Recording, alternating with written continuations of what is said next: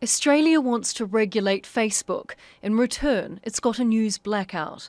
Facebook scrubbed its news feed, wiping information from health pages, government agencies, welfare networks and weather warnings.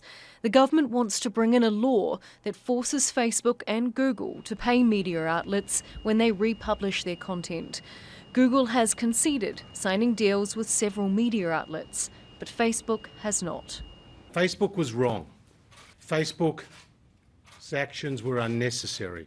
They were heavy-handed and they will damage its reputation here in Australia.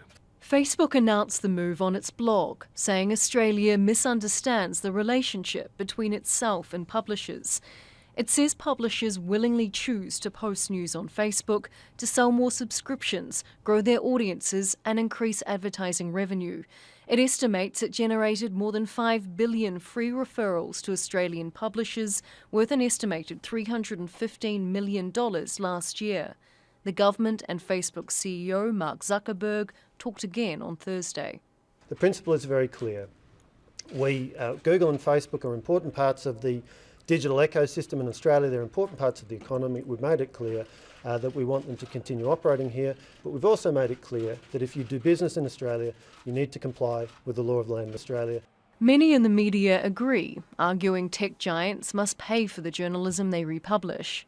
Well, of course, news organisations use whatever platform they can to share their content. The problem is that what this has meant is Google and Facebook now take the lion's share of advertising revenue, which makes it very difficult for media companies to employ the journalists, our members, that need to bring quality news. Human Rights Watch also condemned the move, saying Facebook has cut off more than the media.